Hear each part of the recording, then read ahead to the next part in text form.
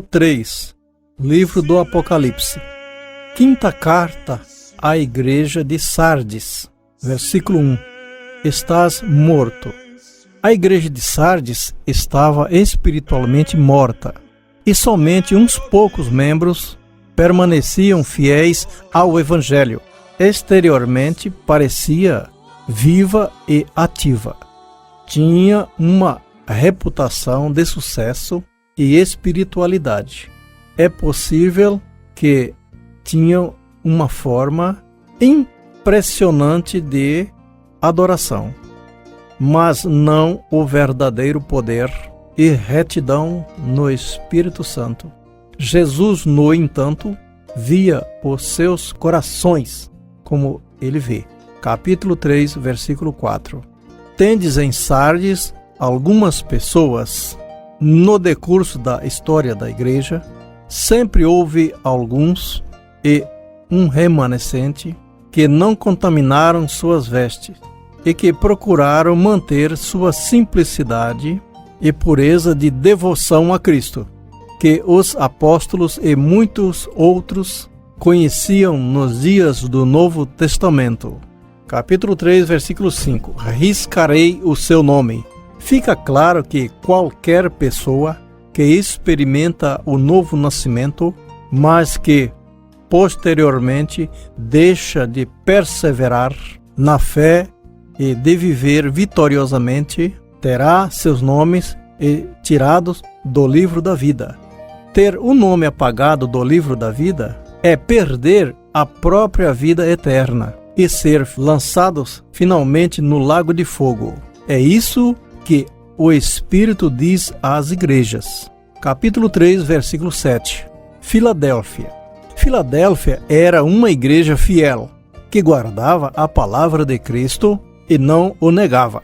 Os membros tinham suportado a oposição do mundo, resistindo à conformação, às tendências malignas das demais igrejas e perseverando na lealdade a Cristo e nas verdades no Evangelho do Novo Testamento. Por causa da perseverança deles na fidelidade, Deus promete livrá-los da hora da provação. Capítulo 3, versículo 10. A hora da tentação.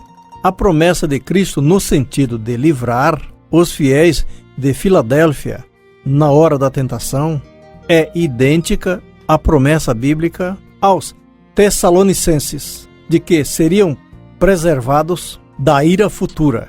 Esta promessa é válida para todos os fiéis de Deus, em todas as eras. Essa hora inclui o tempo divinamente determinado para provação, ira e tribulação que sobrevirá a todo mundo nos últimos anos desta era, imediatamente antes do estabelecimento do reino de Cristo aqui na terra. A respeito deste tempo, a Bíblia revela as seguintes verdades. Primeiro, esse tempo de tribulação envolve a ira de Deus sobre os ímpios. Segundo, esse período de provação também inclui a ira de Satanás contra os fiéis e contra os que aceitarem a Cristo durante este tempo terrível. Para eles, haverá fome, sede, exposição às intempéries e muitos sofrimentos e lágrimas. Experimentarão de modo indireto as catástrofes naturais da guerra, da fome e da morte. Serão perseguidos, torturados e muitos sofrerão os martírios. Sofrerão as assolações de Satanás e das forças demoníacas, violência de homens ímpios e perseguição da parte do anticristo. Perderão suas casas, seus bens e terão de fugir aterrorizados. Será um período terrivelmente calamitoso para quem tiver família e filhos. Será tão terrível que os santos que morrerem são tidos por bem-aventurados, porque descansam de suas lidas e ficam livres da perseguição.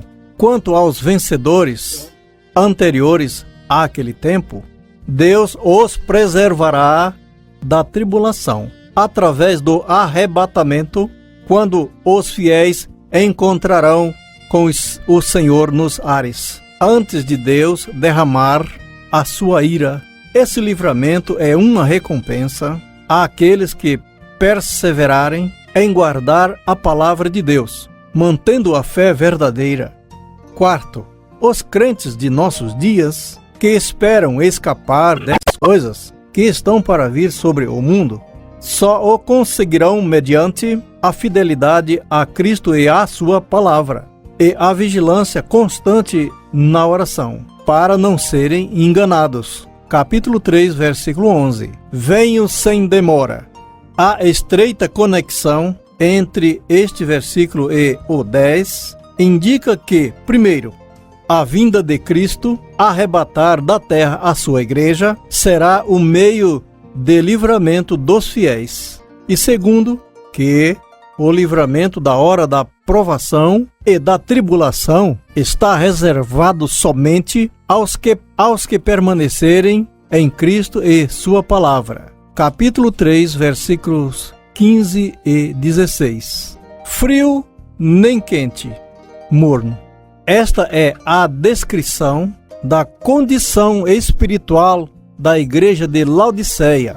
Primeiro, a igreja morna é aquela que transige com o mundo e, em comportamento, se assemelha à sociedade ímpia ao seu redor. Professa o cristianismo, mas, na realidade, é espiritualmente desgraçada e miserável.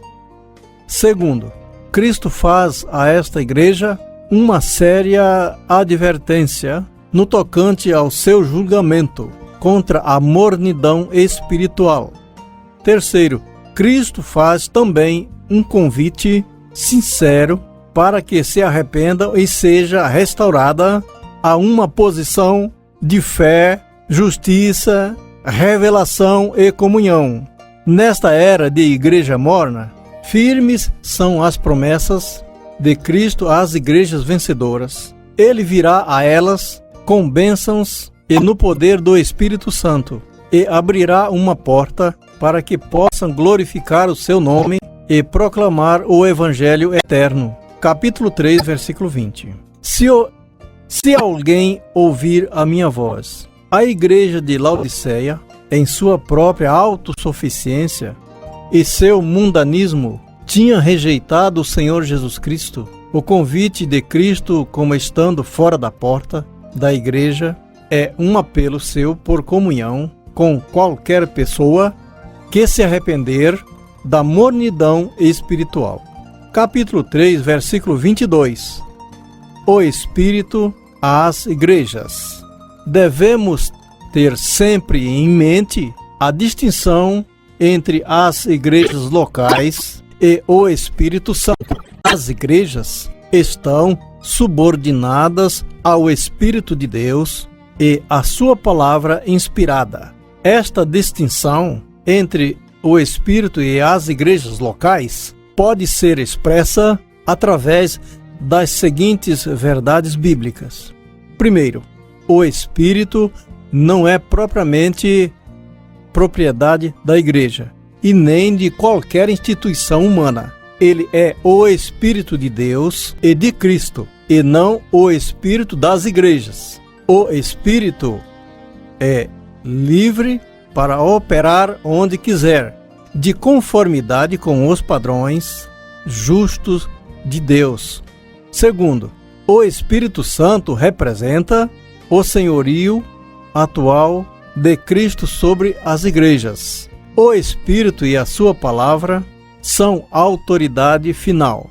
As igrejas devem constantemente julgar suas normas de fé e conduta pelo Espírito. Uma igreja não deve depositar fé noutra igreja, nem obedecer ou seguir outra igreja. O Espírito e a palavra inspirada são maiores do que as igrejas históricas.